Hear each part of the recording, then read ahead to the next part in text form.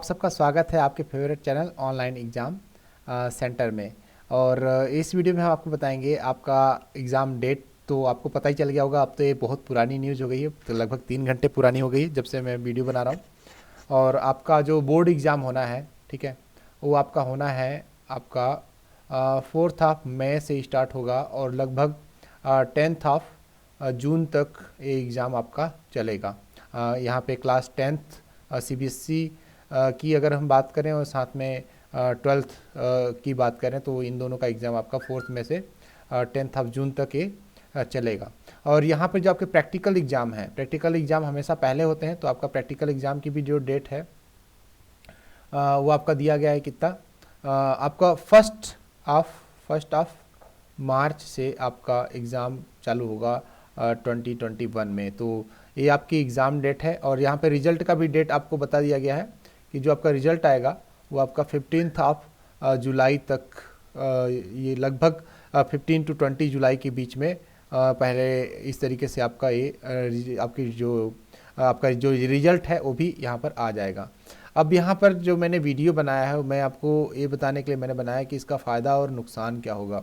ऐसा नहीं है कि जो एग्ज़ाम की डेट जो आपकी बढ़ी है इसका सिर्फ और सिर्फ सबको फ़ायदा ही होगा, इसका नुकसान भी हो सकता है। नुकसान कैसे होगा, हो सकता है, मैंने बोला है होगा, मैंने ऐसा नहीं बोला। क्या नुकसान हो सकते हैं, क्या फ़ायदे, मैं आपको बताता हूँ। जैसे मान लीजिए कि अगर आप क्लास 10th में हैं तो यहाँ पर जिस प्रकार से पूरा साल बीता है उस हिसाब से मैं यहाँ पर 3 प्रकार के स्टूडेंट्स को डिवाइड करता हूँ कि कौन कौन से 3 प्रकार के स्टूडेंट्स होंगे।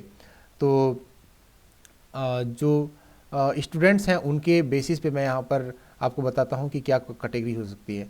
तो यहाँ पर कुछ बच्चे ऐसे थे जिन्होंने कोरोना के होते हुए भी उनकी ऑफलाइन स्कूल एजुकेशन ज़रूर प्रभावित हुई है, बट उन लोगों ने कोई ना कोई प्राइवेट ट्यूशन, ठीक है, प्राइवेट ट्यूशन हायर करके अब उन्होंने अपनी पढ़ाई की है, या उनके पेरेंट्स कैपेबल थे और उन्होंने उनको पढ़ाया हुआ है। जो भी उनके पास प्राइवेट मटेरियल अवेलेबल था, जो भी फैसिलिटीज़ अवेलेबल थी, उनका उन्होंने यूज किया।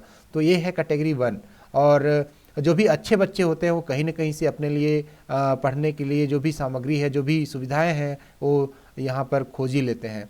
और इसके बाद मैं दूसरी कैटेगरी में जो उन बच्चों को डालना चाहता हूँ जिनकी संख्या बहुत मेजॉरिटी में होगी, ये है ऐसे बच्चे जिन्होंने सेल्फ प्रिपरेशन की है यूट्यूब वगैरह के माध्यम से, या उन्होंने ऑनलाइन क्लासेस अटेंड की हैं, या इसमें यूट्यूब को भी डाल देते हैं जिन्होंने यूट्यूब से प्रिपरेशन किया है। इसमें हम सेल्फ प्रिपरेशन को भी डाल देते हैं जिन लोगों ने सेल्फ प्रिपरेशन किया है। इसके अलावा भी एक कैटेगरी उन बच्चों की है जिन्होंने कोरोना का पूरा फ़ायदा उठाया और अभी तक भी लगभग वो वेरी क्लोज टू जीरो हैं, जिनको पढ़ाई से कोई मतलब नहीं है। ऑनलाइन क्लास में आते तो थे बट उनको किसी चीज़ का उनको मतलब नहीं था इन चीज़ों से। उनको ऐसा लगता था कि इस साल भी हमको बाकी साल की तरह, बाकी पिछले साल की तरह ग्रेस मार्क देके पास कर दिया जाएगा या आगे बढ़ा दिया जाएगा। तो यहाँ पर 3 कैटेगरीज हैं।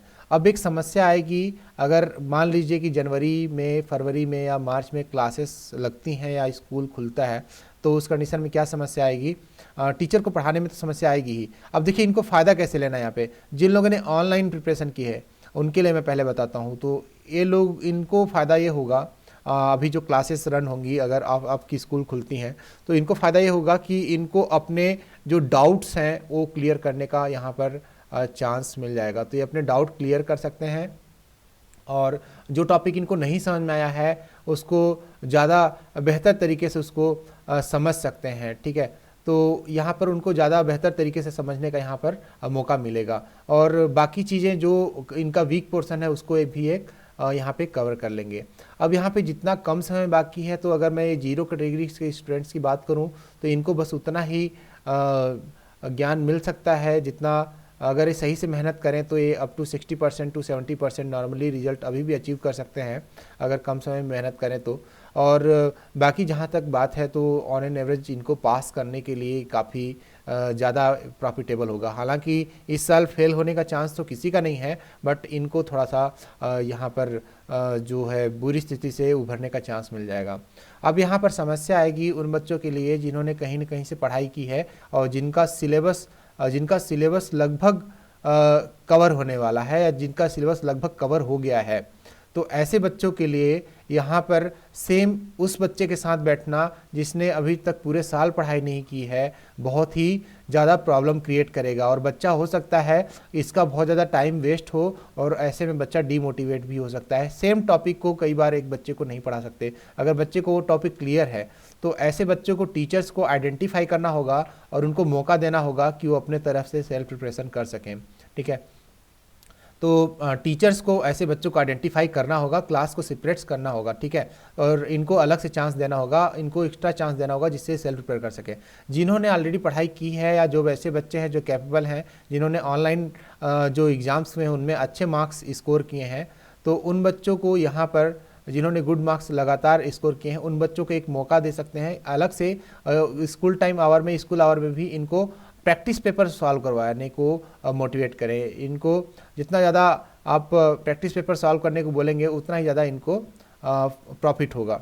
ठीक है, तो इस तरीके से आप इसको समझ सकते हैं। तो इन बच्चों को ज़्यादा से ज़्यादा प्रैक्टिस पेपर सॉल्व करने को दिया जाए, और साथ ही साथ इनको जो प्रीवियस ईयर के जो क्वेश्चंस हैं उनको रिटन मोड में यानी लिख लिख के याद करने की उनको प्रैक्टिस करवाई जाए, तो इनके जो मार्क्स हैं वो ज़्यादा इंक्रीज हो सकते हैं।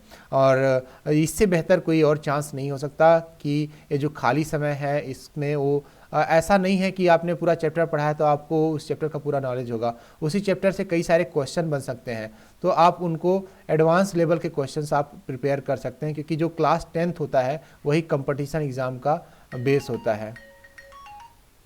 ठीक है, तो आपको इसको ध्यान में रखना है।